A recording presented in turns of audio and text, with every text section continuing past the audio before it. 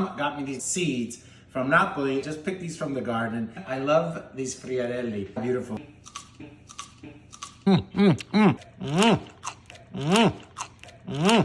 Like sugar. I am gonna make these the way we do in Napoli. I'm taking off the backs just like this. And look at that. I got one red one. Actually, two red ones out of the whole bunch. You don't want them to get to this point. You want them to be green. These guys are hiding behind the plants, so they got red and they're not spicy. Snapping the backs off. Snap, just removing these caps. We're not gonna remove the seeds. My family in Italy right now is probably going crazy. I'm sure that they're doing the same exact thing we're doing. People travel miles for this stuff. And if you grow it, make sure you invite your favorite people over to eat these because they are super special. I always like to have a little bag or a bowl where I'm working so I don't have to worry about garbage. I already washed these, dried them up so that I'm not gonna have a lot of water. I'm gonna give myself a nice splash of olive oil. I turn my fire on high, start placing these babies inside.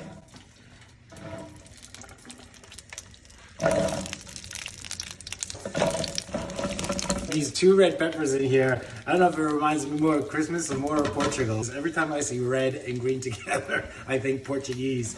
We are making an Italian recipe today. You want to keep this fire on high. The goal here is to char these on the outside. We're frying them. We don't want to boil them. Give it a toss like this. While these are frying up, I am going to take these beautiful vine tomatoes. If you don't want to waste too much of a tomato, we all like to remove that center piece there where the vine is connected, correct? I'm slicing it in half. Give yourself a little V action, just like this. In and in.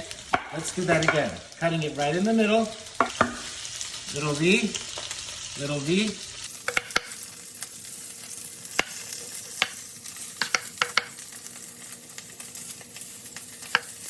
Don't want that in your mouth. They are screaming! This is orchestra to me. High heat. This is exactly what we want to start happening. They're gonna start burning on the outside, just like this. Back to my tomatoes. So turn your tomato open side down. Make sure you have a nice sharp knife into cubes. Don't worry about getting these so perfect. Let's do that again.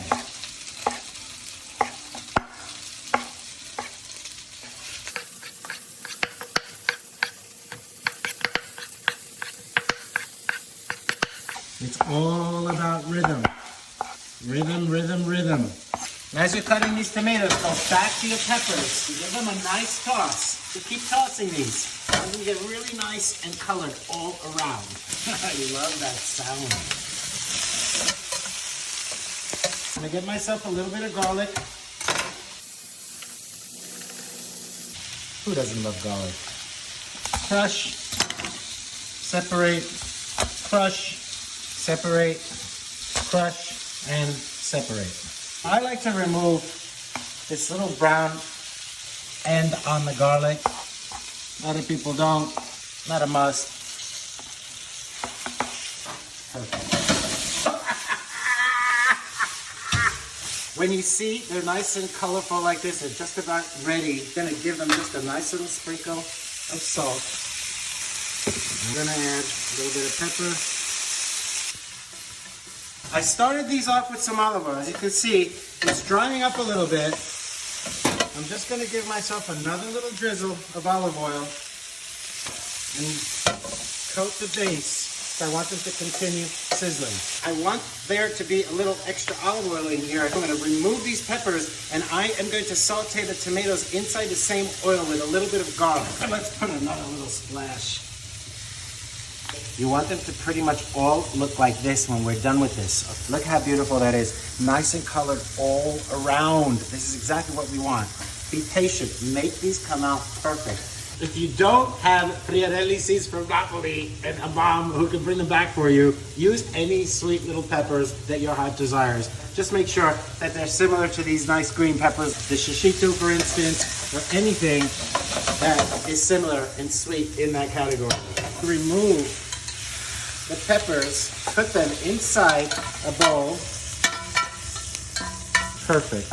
Look at the oil that I have left inside here. I'm gonna lower my fire and add my garlic a tiny bit more. I'm tilting my frying pan. Little trick, get all the oil on one side so that we can keep this beautiful brown area because it's gonna give it a lot of flavor. This is where all the tomatoes are gonna get seasoned up. You do not want this part to burn, but we do want the garlic to get brown. Nice and brown. Tomatoes, turn my fire back up. Salt and pepper.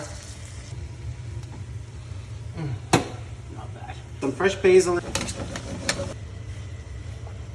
I want you guys to take a close look over here, okay? Remember before why I did not want to burn it. I took all that flavor, look, all this area, you see all this little brown over here? This is what we want to clean up. This is called deglazing. And I'm using the tomato juice to deglaze these areas because this deglazing is going to give this the most amazing flavor ever.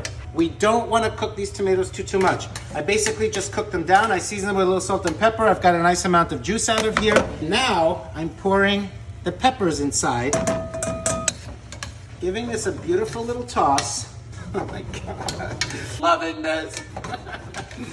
Fit for a king and queen. The best part, I've got these beautiful, beautiful handmade Portuguese rolls. You can use Italian bread, whatever your little heart desires. Look how gorgeous these are.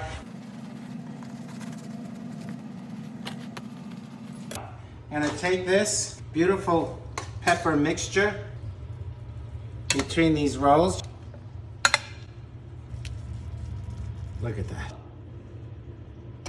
I'm loving this. It's all about the bread too. You need a really good piece of bread to bring this all together. A little bit of basil.